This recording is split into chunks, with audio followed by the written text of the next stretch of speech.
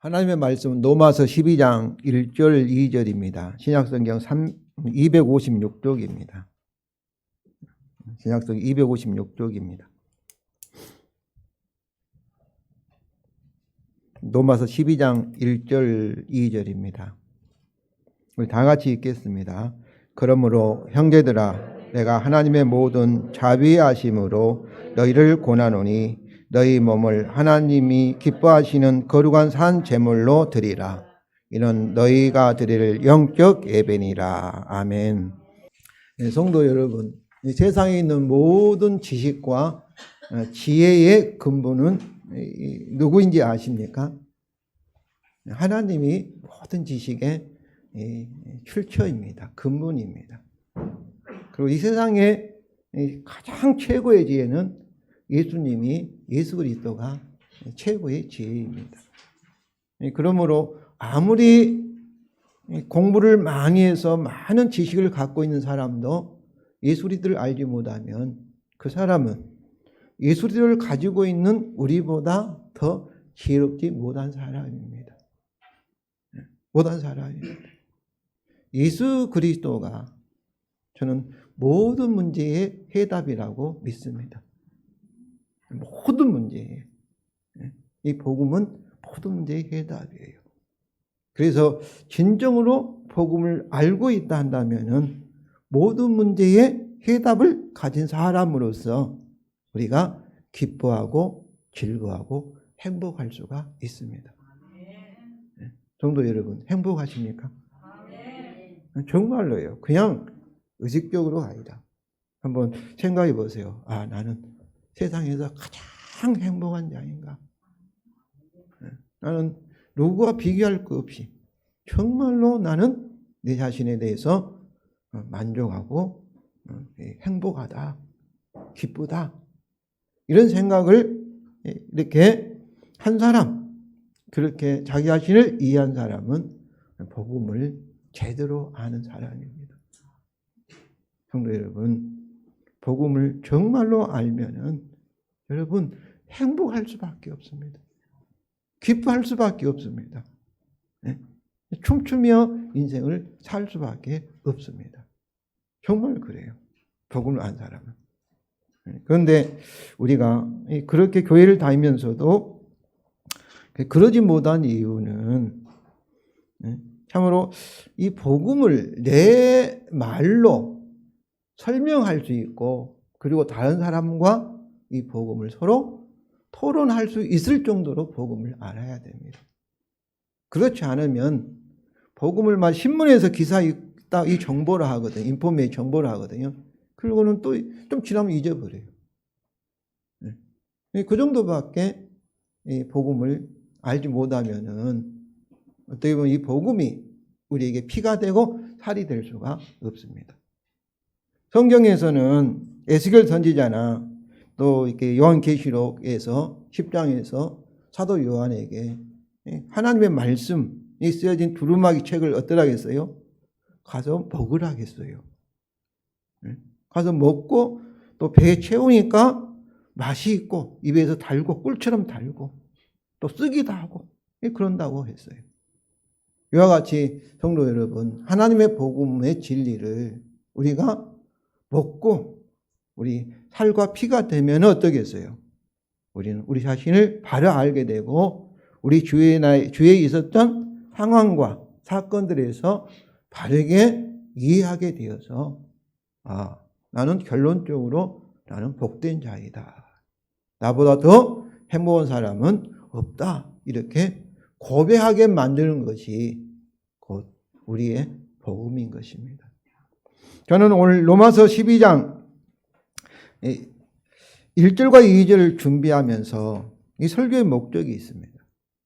곧 내 자신이 누구인지를 알게 하고 그리고 내게 일어났던 과거에 있었던 사건들 또 현재 우리가 가지고 있는 이런 상황들 또 미래에 있을 닥칠 그런 일들에 대해서 바르게 해석하고 이해할 수 있도록 하는 것이 저의 목적입니다.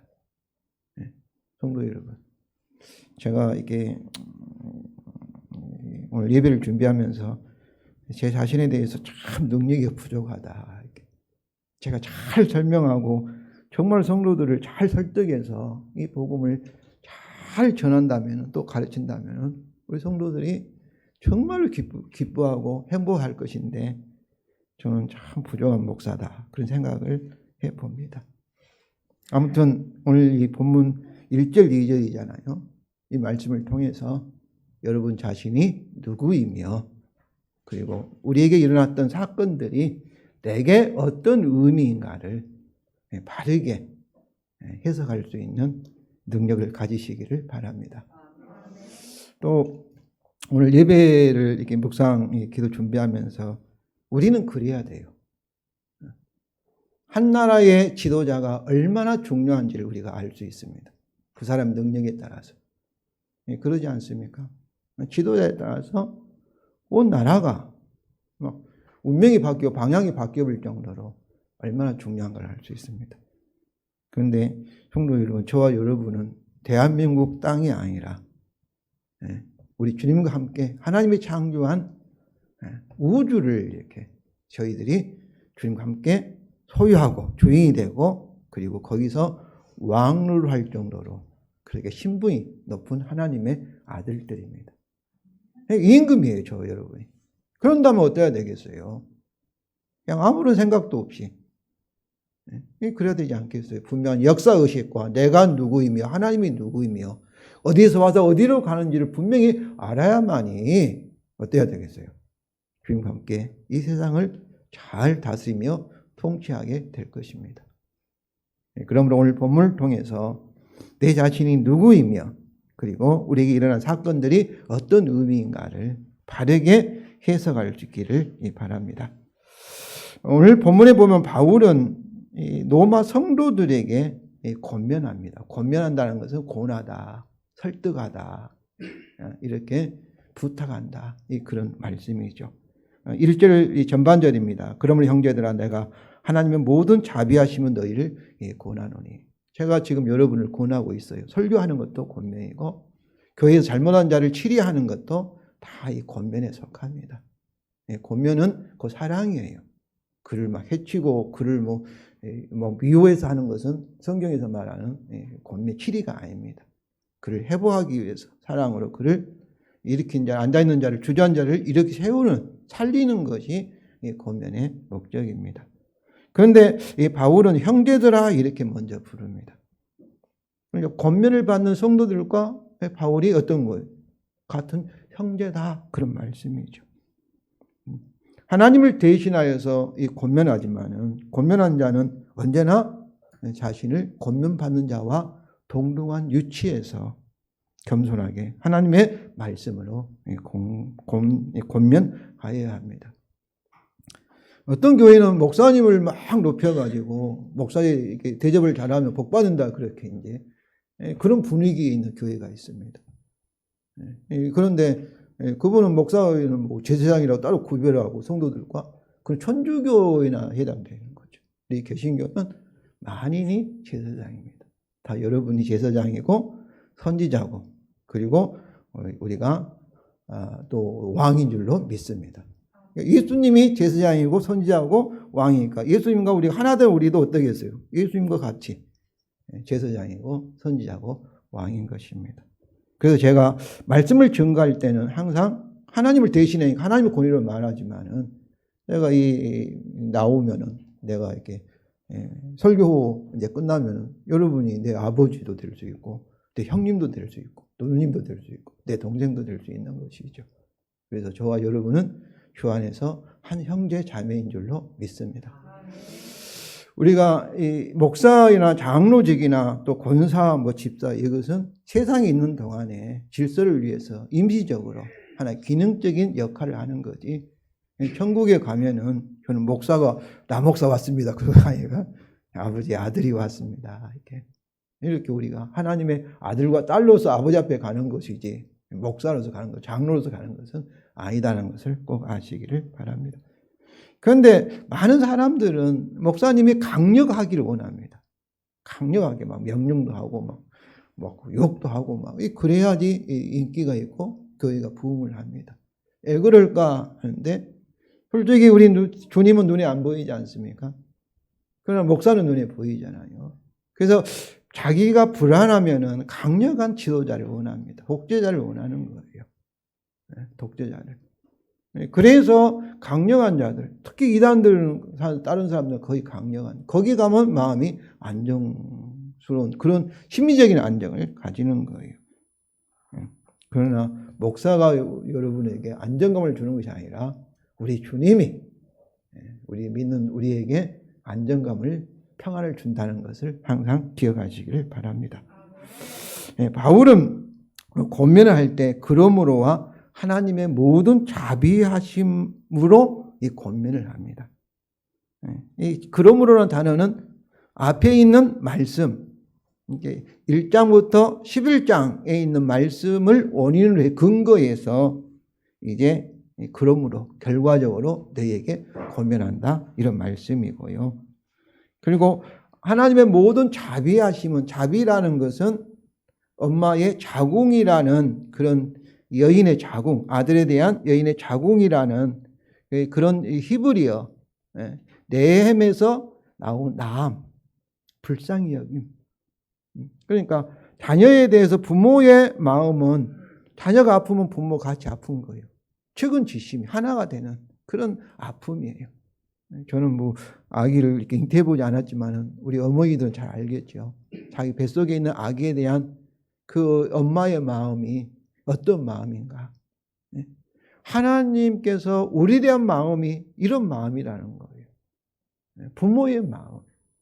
그것도 부모의 자비라는 것은 큰 사랑으로 불쌍히 여기는 거예요. 우리가 부족하니까, 모자라니까, 죄인이니까 긍휼히 여기는 그런 마음이에요. 그래서 이 11절, 1장부터 11장 이 말씀 전체를 그러므로도 이렇게 전체를 가리키고, 그리고 그 내용 전체가 어떤 특징을 가진 거예요? 하나님의 모든 자비하심의 특징을 가지고 있다는 것이죠. 그러면 먼저 이 그러므로가 가리키는 로마서 1장부터 11장의 모든 내용의 주제는 무엇일까요? 우리가 여러 가지로 말할 수 있지만 그것은 1장 1절에서 말씀하고 있는 하나님의 복음이라는 주제입니다. 하나님의 복음. 근데 하나님의 복음을 1장 3절과 4절에서 이렇게 설명합니다. 우리 다 같이 읽겠습니다. 그 아들에 관하여 말하면 육신으로는 다윗의 혈통에서 나셨고 성결의 영으로는 죽은 자들 가운데서 부활하사 능력으로 하나님 아들로 선포되셨으니 곧 우리 주 예수 그리스도시니라. 이것이 복음이죠. 우리가 하나님의 복음을 사도신경으로 고백했지 않습니까? 성부 하나님에 대해서. 그런데 그의 아들 예수 그리스도에 대해서 우리가 믿음을 고백했습니다. 그런데 오늘 1장 3절부터 4절 말씀이 사도신경에서 예수님이 사람으로 태어나시고 마리아에게 태어나시고, 근데 여기서는 다윗의 후손, 다윗 언약을 가지고 설명하지요. 언약을 가지고. 그리고 육신에 따라는, 육신은 성령이 없는 하나님을 떠나버린 이 세대에 따라서는 이제 우리와 같은 사람이 되셨고, 그 다음에 뭐라고 하고 있습니까? 죽으셨다가 율법 언약에 따라 우리를 대표해서 죽으셨다가 이제 율법 언약에 따라 부활하사 능력으로 하나님 아들로 임명되셨다. 선포되었다는 임명되셨다는 거죠. 이것을 사도신경 모르겠어요. 승천하사 하나님 보좌 우편에 앉으셨다. 여기서 능력을 하나님 아들은 하나님을 대신해서 모든 만물의 주가 되시고 왕이 되셨다. 그런 의미입니다. 그래서 이것을 이제 설명하면은 우리를 위해서 십자가에 죽으시고 부활하사 하나님 우편에 앉아 계신 그분이 뭐라는 거예요? 즉 곧 우리 주 예수 그리스도시니라. 예수란 사람이, 다윗의 후손으로 오신 예수란 사람이 누구예요? 우리 주가 되시고 우리의 그리스도, 우리의 구원자가 되셨다는 것이 곧 이 복음입니다. 그러므로 하나님의 복음은 누구의 복음이에요? 그의 아들의 복음이라고 1장 9절에 말하고 있고, 고린도후서 4장 5절에는 사도 바울은 우리는 우리를 전파한 것이 아니라 예수가 주 되신 것을, 예수 그리스도 주 되신 것, 주 예수 복음입니다.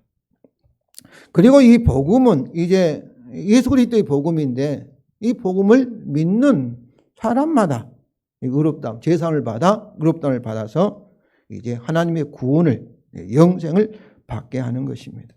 바울은 이 복음을 1장 18절부터 11장까지 구체적으로 자세히 설명하였습니다. 그러면 복음은 예수님이 우리가 주가 되셨다. 예수가 우리의 주가 되셨다는 의미가 나에게 어떤 의미일까요? 이 복음은 로마서 14장 7절 9절이 이것을 잘 설명하고 있습니다. 우리 다 같이 읽겠습니다. 우리 중에 누구든지 자기를 위하여 사는 자가 없고 자기를 위하여 죽는 자도 없도다. 우리가 살아도 주를 위하여 살고 죽어도 주를 위하여 죽나니 그러므로 사나 죽으나 우리가 주의 것이로다. 왜냐하면 이를 위하여 그리스도께서 죽었다가 다시 살아나셨으니 곧 죽은 자와 산 자가 주가 되려 하심이라. 바로 이 말씀은 복음을 아는 사람은 이렇게 할 수밖에 없다는 거예요. 여기서 이 그리스도가 죽었다가 다시 살아나신 사건이 9절이죠. 이 9절 사건이 뭐예요? 예수님이 우리를 위해 죽으시고 십자가에 죽으시고 부활한 사건이 뭐라고 해요? 우리가 복음이라고 하잖아요. 복음. 하나님의 복음이라고 하지 않습니까? 하나님 복음입니다. 그런데 예수님께서 왜 죽으셨다가 다시 살아나신 목적이 뭐예요? 목적이 9절에서 죽은 자와 산 자의 주가, 우리의 주가 되기 위해서예요. 다시 말합니다. 8절은 우리가 그의 소유, 그의 종, 그의 노예가 되기 위해서입니다. 이런 표현들은 우리 시대에는 노예와 종이 없지만은 로마 시대에는 노예는 사람이 아니었습니다. 노예는, 종은 주인을 위해서 존재하는 자예요. 상품처럼. 그래서 주인이 살기도 하고 주기도 하고 살리기도 하고 마음대로 팔기도 하고 마음대로 할 수 있었습니다. 그러니까 그 당시에 이 종이라는 이미지, 노예라는 이미지, 소유, 주인의 물건이라는 이미지를 통해서 우리는 어떤 자라는 거예요? 살아도 주를 위해 살고 죽을 위하여 죽는, 주를 위해서 존재하는 자라는 것이죠. 이것이 우리에 대한 복음의 의미입니다. 그러니까 이것을 아는 사람은 복음을 제대로 아는 거예요. 저는 우리 한국교회가 이 복음을 많은 성도들이 잘 알지 못하고 있다고 생각합니다. 그 이유는 예수님이 우리를 위해 죽으셨다는 것은 잘 목사님들이 설명을 해요. 그러나 부활과 성적 하나님 보좌 우편에 앉으심의 의미는, 예수님이 우리의 주가 되셨다는 의미는 잘 설명하지 않습니다. 그냥 사도신경에서 역사적인 사실로 고백해 그 의미를 설명을 안 해요. 그러니까 교회 안에서도 다 왕이니까, 대장들이니까 막 싸우고 다투고 네가 옳다 내가 옳다 막 판사가 되고 재판장이 되고 그러지 않습니까? 그건 주임노를 하는 거예요. 누구 앞에? 주임, 주 앞에서. 우리가 사극을 보면 왕 앞에 신하들은 어떻습니까? 말을 함부로 못해요. 주인이 있으니까. 기분 나쁘면 왕이 죽일 수도 있잖아요. 그런데 그 주님 앞에서 우리들은 우리가 잘났다 못났다 막 자기 판단하고 기분 나쁘면 막 싸우고 막 그렇게 하고 있지 않습니까? 또 요즘 어떻습니까? 교회를 막 자식에 물려주고 자기 재산처럼. 주님이 허락하셨겠어요? 세상 사람들이 그것이 주께 허락했다. 세상 사람들이 오해하지 않습니까? 교회가 네 기업이냐, 네 회사냐, 교회가 네 가게냐 이렇게 비난하고 있지 않습니까? 그럼에도 불구하고 다 그렇게 하고 있잖아요. 왜 그러겠어요? 우리 가운데 계신 주님을 눈에 안 보이니까 무시하고 있는 것이 아니겠습니까? 목사들뿐만 아니라 그런 교회를 다니는 성도들도 문제인 거예요. 예, 복을 모르는 거예요. 복을 몰라요. 그러면 우리가 이 복음은 우리가 누구인지, 하나님 아버지를 위해서 주님을 위해 존재하는 자, 이것을 우리는 종이라 노예라 이렇게 표현하고 있고, 한마디로 말하면 이것을 뭐라고 표현합니까? 피조물이다. 아담의 죄로 인해서 하나님과 피조물 관계, 인간관계가 파괴되었어요. 창조 질서가 깨져버렸습니다. 그런데 예수님, 제2의 아담으로 오셔서 예수님 십자가의 죽음과 부활을 통해 다시 에덴 동산으로, 창세기 1장과 2장으로 되돌려서 우리가 누구란 거예요? 창조주 하나님 아버지가 계시고 우리는 그의 피조물이다. 피조물은 어떻습니까? 창조주를 위해서 존재하는 것이고 창조주에 의해서 살아갈 수 있는 것이고, 이 존재의 목적이 뭐예요? 창조주를 위해서, 만든 자를 위해서 존재하는 것, 목적이 존재하는 것입니다. 이것이 복음이 우리에게 주는 논리적인 이 결과입니다. 사도 바울은 또 하나의 이제 권면의 이유로 근거로 하나님 모든 자비하심으로 이렇게 들었습니다.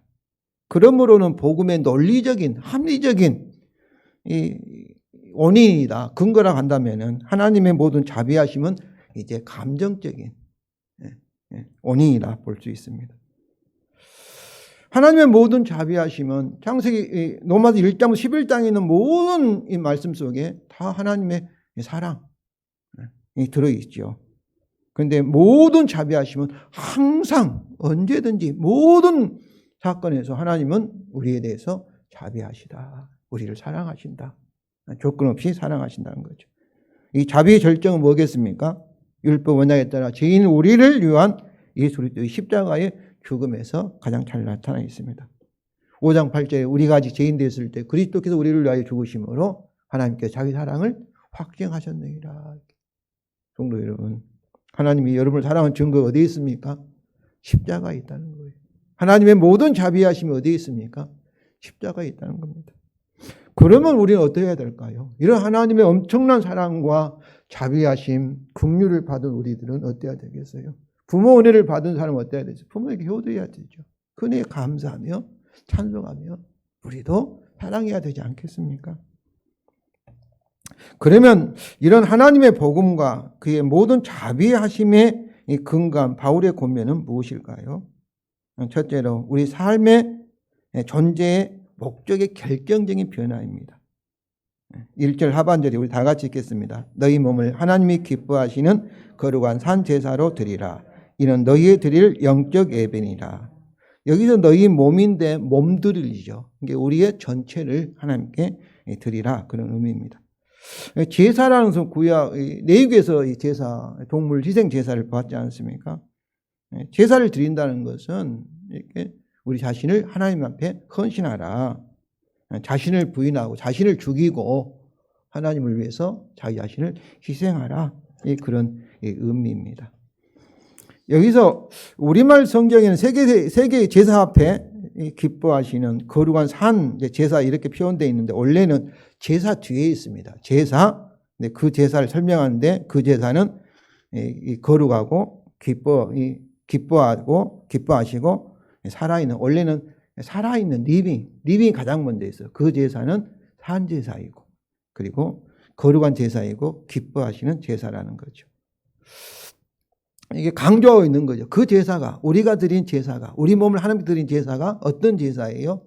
리빙, 살아있는 제사고 그리고 거룩한 제사고 기뻐하는 제사라는 거죠. 하나님께 기뻐하는 제사라는 거죠. 그래서 거룩하다는 것은 제사를 드린 자가, 그러니까 이제는 자기 자신이 주인이 아니고 누가 주인이라는 거예요? 하나님께 속한 자다. 하나님의 소유가 되었다는 것을 의미합니다. 그리고 기뻐한다는 것은 기뻐하시는 거예요. 하나님은 그런 우리들을 기뻐하시는 제사라는 거죠. 그런데 여기서 이 살아있는 이 형용사는 우리 언뜻 생각하면 구약에서 동물을 죽여가지고 죽은 그 이렇게 피를 이렇게 또 태워서 드리기 때문에 우리는 죽지 않고 살아서 이 제사를 드린다 이렇게 생각할 수 있지만은 그러나 그런 의미는 아닐 것입니다. 이거를 설명할 필요가 없지요. 왜냐하면 우리가 예배 드릴 때 우리가 막 죽는 건 아니지 않습니까? 그런데 살아있다, 살아있는 리빙이라는 이 단어를 사용했겠는가? 여기는 역설적인 의미가 있기 때문입니다. 제사라는 것은 죽음이죠.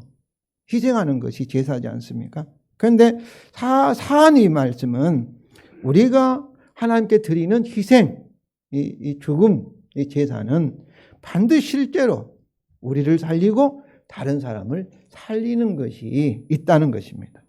즉 우리는 하나님을 위하여 죽으면 산다는 거예요. 죽으면 산다는 거예요. 그러니까 자기를 부인하면 없어질 것 같은데 그러지 않고 오히려 살게 되는 거예요. 이것이 복음에 근거한 제사의 역설입니다. 고린도후서 4장 7절부터 12절입니다. 좀 길게 제가 이제 인용했습니다. 제가 읽겠습니다. 우리가 이 보배를 질그릇에 가졌으니, 이 질그릇은 우리 깨지기 쉬운 저와 여러분을 가리켜. 이 보배는 앞에 주 예수의 복음을 말합니다. 주 예수의 복음을 우리가 가졌어요. 근데 그 목적은 이미 힘이 큰 능력 하나님께 있고 우리에게 있지 아니함을 알게 하려. 안다는 것은 경험과 체험을 통해서 아는 거죠. 이제부터 우리 다 같이 읽겠습니다. 우리가 사방으로 위협삼을 당하여도 쌓이지 아니하며 답답한 일을 당하여도 낙심하지 아니하며 파괴를 받아도 버림받지 아니하며 거꾸로 됨을 당하여도 망하지 아니하고 우리 항상 예수의 죽음을 몸에 짊어지면 예수의 생명이 또한 우리 몸에 나타나게 하려 함이라. 우리 살아있는 자가 항상 예수를 위하여 죽음에 넘겨지면 예수의 생명이 또한 우리 죽을 육체에 나타나게 하려 함이라. 그런즉 사망은 우리 안에서 역사하고 생명은 너희 안에서 역사하느니라. 예수를 위해서 우리가 죽으면 또 예수를 위해서 우리가 세상에서 우겨쌈을 당하고 또 이게 답답함을 당하고 박해를 받고 거꾸름을 당하면 어떻습니까? 그러면 이 거꾸름 당하면 그냥 구속 끝나버리는 거 아니잖아요. 그럼 반드시 부활의 능력이, 부활 생명이 나타나는 거예요. 복음에 따라서, 새 언약에 따라서 성령께서 우리에게 약할 때 우리를 강하게 하신 줄로 믿으시기 바랍니다. 그러니까 우리 예수 믿는 사람은 지는 자가 아니에요. 어떤 환경, 어떤 처지에서도 반드시 이기는 자예요. 왜냐하면 우리가 질그릇 같은 우리가 막 힘이 있고 이기는 거 아니에요. 우리 안에 계신 이 복음의 이 진리에 따라서, 약속에 따라서 하나님께서 우리로 하여금 성령을 통해 이기게 하시기 때문에 그렇습니다. 저는 이것이 우리의 봉사의 원리예요. 하나님 위해서 헌신하면, 자기를 부인하면, 죽으면 우리가 사는 거예요. 하나님 앞에 헌신하면 손해가 아니라 그것이 이기는 거예요. 이익이에요. 바로 이것이 역설적이죠. 역설적이죠. 정말로 성도 여러분, 이것을 여러분 삶 가운데 경험하기를 원합니다. 정말로 그래요. 우리 오뚜기 같은 인생이에요. 이게 돼 있어요. 그런데 왜 못 이기냐 하면 자기 힘으로 하려 하는 거예요. 우리 기독교는 내 능력이 극대화가 아니에요. 세상 사람들은 그래요. 자기 능력을 극대화하고 다른 종교는 막 극대화하고 내가 막 내 힘으로 이를 악물고 뭐 하는 거 아니에요. 성도 여러분, 어떻게 죽음을 이기겠어요? 다가오는 이걸 이기겠어요? 저는 주님이 이기게 한 줄로 믿습니다. 그러니까 내 안에 있는 주의 능력이 나타나는 거예요. 복음의 약속이 내게 임하는 거예요. 그러니까 모든 민족에 구원을 주시는 하나님의 능력이 나타나는 거예요. 성도 여러분, 정말 주의 능력을 순간순간 경험하시길 바랍니다. 어차피 주어진 인생인데 나는 내 인생을 이 복음에 내가 전부를 걸었습니다.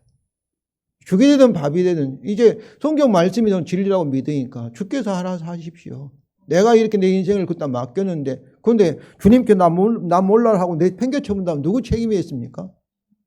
우리 책임은 주님 책임이죠. 네. 그래서 이 세상에서 고난이라는 건 뭐냐면 자기를 부인하게 하는 도와주는 환경이에요. 더 이상 자기를 의지하지 말고 누구를 의지하라고? 주님을, 복음의 약속에다 주님을 의지하라고. 왜냐하면 내 인생이 내 것이 아니라 누구의 것이냐? 주님의 것이니까. 그러지 않겠습니까?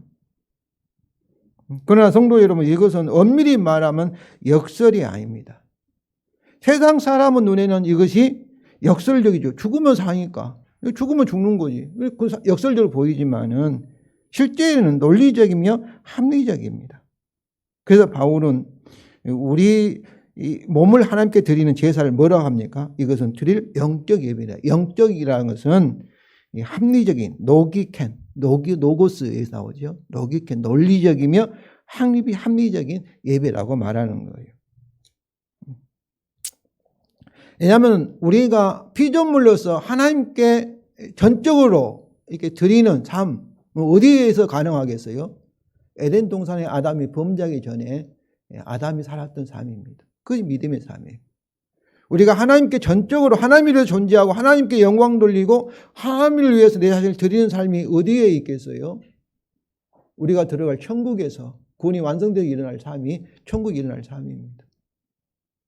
그때는 죄가 없으니까 우리가 피조물로서 또 구원받은 사람으로서 하나님께 예배드리는 전적으로 하나님을 위해서 영광을 위해서 존재하게 되는 거예요. 그런데 에덴 동산에서 아담이 행복했습니까? 행복하지 않았겠습니까? 에덴 동산은 기쁨의 동산이죠. 행복의 동산이잖아요. 천국이 어떤 거예요? 슬픔이 없고 눈물이 없고 불행이 없는 사랑으로 가득 찬 그런 세상이잖아요. 그렇기 때문에 바로 우리는 우리 자신의 것이 아니고 하나님이 만든 피조물이고 또 하나님께서 자기 생명을 주고 이 구속받은 그런 하나님의 소유이기 때문에 하나님의 소유인 우리가 하나님으로 존재하고 하나님으로 사는 것은 이것이 논리적이며 합리적이지 비합리적이겠습니까? 그러니 바울은 이것은 너희가 드릴 합리적인 예배라 이렇게 설명한 것입니다. 그렇습니다. 하나님의 복음으로 구속을 받았고 그리스도 안에 새로운 피조물로 재창조된 우리는 우리 삶을 하나님께 드리는 것이 참으로 합리적인 거지요. 마땅한 것이죠. 성도 여러분, 복음은 우리의 존재의 목적을 이렇게 근본적으로 바꿔버립니다. 그런데 우리가 자신을 부인하고 하나님을 위해서 살 때, 그때가 내게 가장 큰 이익인 거예요. 이것이 지혜예요. 손해보게 하지 않습니다. 하나님께도 이익이고 또 우리에게도 가장 큰 행복을, 만족감을, 이익을 가져다 주는 것이 성도 여러분 복음인 것입니다. 그런데 이것을 믿지 못하면 못하겠지요. 눈앞의 이익만 따지는 거죠. 네. 뭐 희생하는 건 누가 좋아하겠어요? 믿지 못하니까. 그러나 하나님을 위해서 참으로 복음의 약속이 있다 내 자신을 드리는 것은 그것이 나를 살리는 것이고 내게 큰 유익이라는 것 여러분 아시기를 바랍니다. 둘째는 복음은 우리 생각의 혁명적인 변화를 가져옵니다. 우리 2절이죠. 우리 다 같이 읽겠습니다. 너희는 이 세대를 본받지 말고 오직 마음을 새롭게 함으로 변화를 받아 하나님의 선하시고 기뻐하시고 온전하신 뜻이 무엇인지 분별하도록 하라. 여기서 이 마음이라는 것은 이렇게 누스라는 헬라어로 누스라는 단어인데 영어로 마인드예요. 우리 말은 하트, 심장이 있고 하트가 있고 심장이 있고 그 다음에 이게 우리 생각, 마음인데 그냥 마음으로만 표현해요. 심장이 우리 마음이다 이렇게 생각하는데 근데 이 마음은 생각을 말합니다. 우리 지식, 생각이 생각, 지식, 사상이라고 볼 수 있죠. 그런데 여기에 2절에 두 개의 현재 수동 명령이 있고 그리고 그 목적의 현재 부정사로 되어 있습니다. 우리말 성경은 이 세대를 본받지 말라 또 무엇을 분별하도록 하라가 이렇게 명령으로 되어 있는데 번역되어 있는데 원래는 이 세대를 본받지 말라 오직 마음을 새롭게 함으로 변화를 받아라가 두 개의 명령이고 그 뭐뭐하기 위해서 목적 수동태로 하나님의 선하시고 기뻐하시고 온전한 뜻이 무엇인지 분별하기 위하여 이렇게 되어 있습니다. 그러니까 하나님의 선하시고 기뻐하시고 온전한 뜻이 무엇인지 분별하기 위하여 너희는 이 세대를 본받지 말라 오직 마음을 새롭게 함으로 변화를 받아라 이런 식으로 되어 있는 거죠.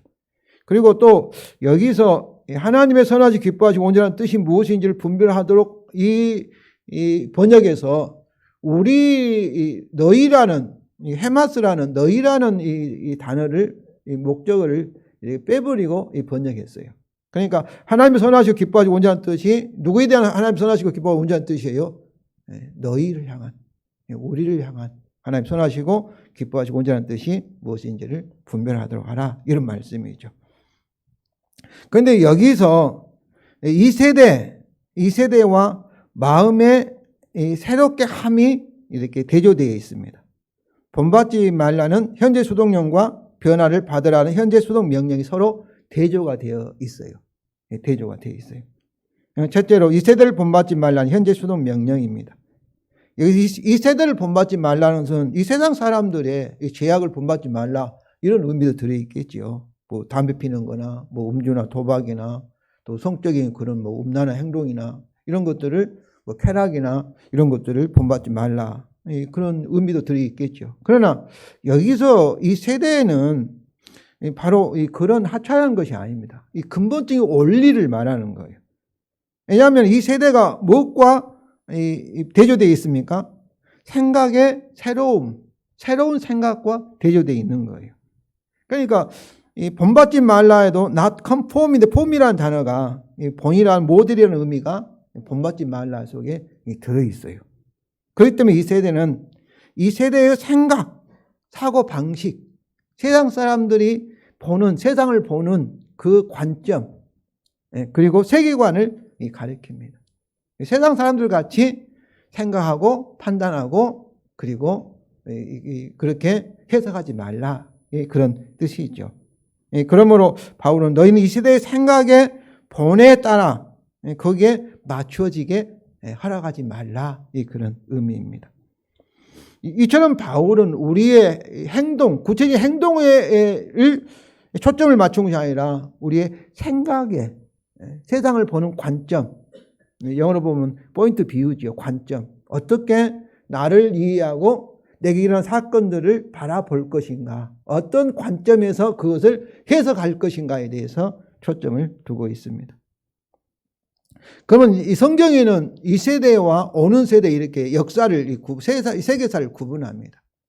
이 세대는 아담이 타락한 때부터 계속 흘러가는 세대, 언제까지? 예수님 재림까지 계속 가는 이 현 세대를 말합니다. 그러나 오는 세대는 예수님의 초림으로, 특별히 예수님의 죽음과 부활로 시작된 세대. 이 세대는 이제 영원히 계속되는 거예요. 예수님 재림 후에도 영원히 계속되는 거예요. 예수님의 재림하면 어떻겠어요? 눈에 보이는 이 세대는 다 없어지고 3차원 세대는 없어지고 4차원 세계가 완전히 영원히 지속되는 거예요. 그런데 이 세대는 이 세상 신이, 마귀가 지배하고 있고 공중의 권세 잡은 자가 다스리는 악한 세대입니다. 성령 없이 육신으로 사는 그런 세대예요. 이 세대는 저주와 사망, 하나님 심판 가운데 있는 그런 세대입니다. 그런데 이 세대의 생각은 뭐겠어요? 한마디로 말하면 하나님은 이렇게 무시하고 내가 이 세상의 주인이다, 내가 하나님이다, 그렇게 생각하는 세대입니다. 다 자기 중심적이에요. 자기 중심적인 세계예요.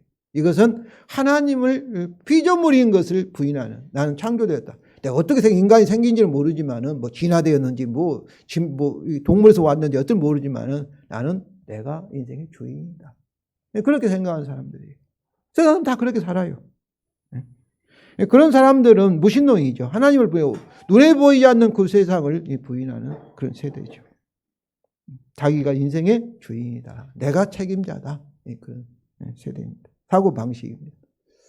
북한의 사실 이렇게 주체 사상이 뭐겠어요? 주체. 주인이 누구냐? 우리 인생의 주인이 누구냐? 사람이라는 거죠. 근데 그 중에서 최고의 가장 지혜로운 사람이 누구냐 하면은 김일성이다. 그러니까 김일성이가 예수님 역할을 하는 거예요. 북한은. 주체 철학이에요, 그것이. 하나님을 부정하고 인생은 내가 내 책임을 지는 거다, 이거죠. 내가 내 인생의 주인이다. 이것이 북한의 주체 사상인 거예요. 근데 북한은 그 김일성이가 이렇게 우리 김일성 어릴 때 교회 다녔지 않습니까? 그래서 성경을 읽으면서 자기가 최고의 가장 지혜로운 자라 이렇게 마치 그렇게 신격화해서 김일성이가 이렇게 주인하는데, 세상 사람은 다 김일성이 아니라 나는 내 인생에 내가 주인이다, 그렇게 생각을 하는 거죠. 자기 맛을 산다, 자기 멋을 산다 그러잖아요. 하나님 믿으라면 내 주먹이라 믿으라. 그것은 다 내가 책임자다, 그런 뜻이에요. 여기서 그런 사상, 이 세대를 본받지 말라 동사가 현재 수동형이지 않습니까? 이것은 그런 생각을 우리 언제 배웠겠어요? 자기도 모르게 이 세상 신이, 이 귀신이 그런 생각을 갖도록 어떻습니까? 이 세대의 생각을 갖도록 이렇게 우리로 하여금 무의식적으로 강요하고 있고 압박하고 있다는 거죠. 그래서 우리는 무의식적으로 그런 생각을 받아가지고, 사람은 태어나면 다 세상이 그런 생각을 받아가지고 어땠어요? 내가 내 인생의 주인이다, 그렇게 생각을 하는 거죠. 저도 예수님을 만나기 전까지는 내가 내 인생의 주인인 줄 알았습니다. 내가 없으면 세상이 없다, 그렇게 생각했어요. 내가 없으면 세상이 없다. 그럼 내가 눈 감아보면 아무것도 안 보인다, 그렇게 다 생각했어요. 근데 예수님을 만나보니까 내가 내 인생의 주인이 아니구나, 진짜 내 주인이 계셨구나, 그것을 발견한 것입니다. 우리가 회개한다는 것은 회개하라 천국이 가까웠다 이 말씀은 우리가 잘못한 거 거짓말하고 싸우고 막 그것도 회개 중에 들어갔지만 그것이 아니에요. 지금까지 멋모르고 예수님이 내 주인인 줄 알지 못하고 내가 주인 노릇을 했던 것, 하나님 노릇을 했던 것 회개하는 것입니다. 그리고 진짜 내 인생의 주인을 예수님이 알았어요. 주님이 오셔서 내 안에 오셔서 왕이 되십시오. 주인 노릇 하십시오. 이렇게 받아들이는 것이 곧 믿음입니다. 그때 그 심령에 하나님 나라가 임한 줄, 주님 통치가 임한 줄로 믿습니다. 자기를 부인하지 않고는 예수님을 믿을 수가 없는 거예요. 우리 교회의 문제는, 우리 한국교회의 문제는 뭐예요? 자기를 부인하지 않고 그냥 예수님 나를 죽었다는 것만 딱 인정하고 천국까지 뒷길을 가지고 그 다음에 여전히 세상과 똑같이 자기가 자기 인생의 주인이 되면서 살아가고 있으니까 문제예요. 그러니까 주님의 능력이 성령을 통해서 나타나지 않는 것입니다. 성도 여러분, 정말 오늘 이 말씀을 통해서 이 세대, 그 세상적인 생각, 그걸 잘못된다고 알고 예수님 내 인생의 주인인 것을 정말로 받아들이고 그분에게 맡겨보세요. 주님이 성령을 통해서 여러분에게 나타나기 시작할 것입니다. 여기서 중요한 것은 이 시대가 주는 생각, 그건 우리 자신과 구별된다는 것입니다. 보통 사람들은 생각과 자신을 동일시합니다. 생각이 우리 자신과 너무나 가까이 있고 그래서 생각과 내 자신을 분리하지 못해요. 그러나 분명한 사실은 우리는 이 세대가 주는 생각을 받는 것이지 받는 거지 않습니까? 그 생각이 우리 자신이 아닙니다. 마치 손님이 우리에게 오는 것처럼 이 세대가 주는 생각이 우리에게 오는 것이죠. 그러면 이 세대가 주는 생각을 손님처럼 여겨 그것을 바라보면 생각과 우리 사이가 구별이 되지요. 거리가 생기지요. 그때 이 생각이, 이 세대가 주는 생각에 속지 않으려면 이 생각과 바로 진리인 복음의 진리와 비교하여서 바로 이런 생각을 버리고 복음의 진리로 내 마음을 채우면 어떻습니까? 그때 우리 생각이 새로운 생각이 되는 것이죠. 변화된 생각이 되는 것이죠. 성도 여러분, 이렇게 이 세대가 주는 생각을 여러분 자신과 분리하여서 참으로 그것을 거부하시기 바랍니다. 마귀 주는 그런 생각에 속지 마시기 바랍니다. 둘째는 오히려 이게 생각의 새로움에 변화되어라는 현재 수동태입니다. 이 생각의 새로움은 이 새로움이라는 것은 약간 변화하고 개선하는 정도가 아닙니다. 근본적인 변화입니다. 그렇지 않겠어요? 지금까지 내가 내 인생의 주인이라는 것이 이 세대가 주는 생각인데 알고 보니까 내가 내 인생의 주인이 아니고 나는 피조물이었구나. 내 주인이 계셨구나. 그분이 바로 주님이구나. 하나님이구나. 이것은 완전히 정반대적인 그런 생각이죠. 그러니까 혁신적인, 근본적인, 혁명적인 그런 변화를 가져오는 것이죠. 그래서 생각의 새로움은 이 세대의 생각과는 전적으로 다른 오는 세대의 생각일 것입니다. 오는 세대는 이미 설명했죠. 오는 세대는. 이처럼 우리 생각이 바뀌는 것은 복음을 제대로 안다면 근본적으로 생각이 바뀌는 거예요. 저는 다 내 중심으로 나의 관점으로 봤는데 이제는 어떻게 했어요? 복음의 관점으로 이렇게 세상을 보는 거죠. 이것이 하나님 복음과 그의 자비하심이 우리의 생각에 미친 논리적인 결과입니다. 그렇지 않겠어요? 에베소서 4장 21절부터 24절 우리 다 같이 읽겠습니다. 진리가 예수 안에 있는 것 같이 너희가 참으로 그에게서 듣고 또한 그 안에서 가르침을 받을진대 너희는 유혹의 욕심을 따라 썩어져 가는 구습을 따르는 옛사람을 벗어버리고 오직 너희의 심령이 새롭게 되어 하나님을 따라 의와 진리의 거룩함으로 지으심을 받은 새 사람을 입으라. 여기서 우리말 성경에 24절에는 의와 진리의 거룩함을 이렇게 번역되어 있는데 원래는 원문은 진리의 의와 거룩함입니다. 진리의 열매로서 결과로서 이 의와 거룩함의 열매로 이렇게 번역해야 됩니다. 그리고 21절에 진리가 예수 안에 있는 것 가치가 오늘 이 부분의 내용을 전적으로 결정합니다. 그러니까 진리가 예수 안에 있는 것 같이 진리가 구원받은 재창조된 새 사람 속에 있다는 거예요, 없다는 거예요? 있다는 것이죠. 진리가 예수 안에 있는 것 같이 하나님을 따라 구원받은 재창조를 받은 새 사람 안에도 진리가 예수의 안에 있는 것 같이 있다는 거예요. 그러니까 예수라는 분은 사람 이름이잖아요. 예수라는 사람 이름 속에 뭐가 있는 거예요? 진리가 있어요. 그런데 예수를 믿는 저희에게도 뭐가 있어요? 진리가 있어요. 이 보배 안에 질그릇 안에 보배가 있는 것처럼 진리가 있는 거예요. 진리. 그러면 이 진리가 무엇이겠습니까? 4장 20절에 그리스도를 이처럼 배우지 아니하였다 이 말씀. 그리스도예요. 그리스도. 그러면 예수와 그리스도, 예수님이 그리스도가 예수지. 다른 예수라는 분은 사람이고 그리스도를 고유명사로 사용하지만 그리스도는 기름 부음을 받는 자예요. 하나님부터 받은 왕과 제사장과 선지자 사명을 받은 자의 의미가 그리스도에 있어요. 그리스도라는 것은 하나님 주신 사명에 대한 초점이 있다면은 그리스도가 복음이죠. 그래서 진리는 하나님의 비밀인 그리스도, 즉 주 예수의 복음인 줄로 믿습니다. 복음이 우리 안에 있다면은 그 복음의 진리의 관점으로, 복음의 관점으로 이 세상을 보는 거예요. 내 생각이 바뀌어서 이제는 그 전에는 다 세상이 주는 생각이 나도 모르게 거짓말인데, 마귀 주는 거짓말인데 그것을 내 것으로 해가지고 그 눈으로 보니까 제대로 보지 못해요. 자기 자신을 알지도 못하고 그리고 내게 일어난 사건들도 해석을 제대로 하지 못하는 겁니다. 변화되어라 이 말씀은 오는 새 성령을 통해서 지배하신 주님께서 주시는 복음의 진리의 새로운 생각, 변화된 생각에 따라 계속해서 변화되어라.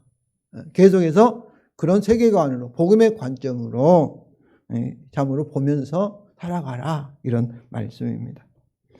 이제 마지막으로 위의 두 명령의 목적이 너희를 향한 하나님의 선하시고 기뻐하시고 온전한 뜻을 분별하기 위하여입니다. 이렇게 이 세대의 사고방식을 거부하고 하나님의 복음과 그의 모든 자비하심에 의하여 변화된 사고방식으로 계속 산다면 그리스도 안에 있는 우리의 과거, 현재와 미래의 모든 일에 대하여 하나님의 선하시고 기뻐하시고 온전한 뜻을 우리가 확인할 수 있다, 인정할 수 있다는 것입니다. 예를 들어서 우리 과거의 불행한 사건을 예를 들면 과거의 그런 사건들을 기억하고 싶지 않지요. 왜냐하면 우리에게 고통을 주기 때문이죠. 그런데 그것이 불행하다는 것은 어떤 생각입니까? 그때 내가 겪었던 실패라든지 사고라든지 이것들이 뭐겠어? 이 세대가 주는 생각 때문에 그걸 불행하다고 내가 인식하고 있는 거예요. 그러나 하나님의 자비의 복음의 이 생각으로 보면 그것이 무엇일까요? 우리는 창세 전부터 그리스도 안에서 선택된 줄로 믿습니다. 하나님 사랑 가운데 저와 여러분이 예정되었어요. 그래서 우리에게 있는 모든 일은 우연은 없고 다 뭐겠어요? 하나님의 사랑인 줄로 믿으시기 바랍니다.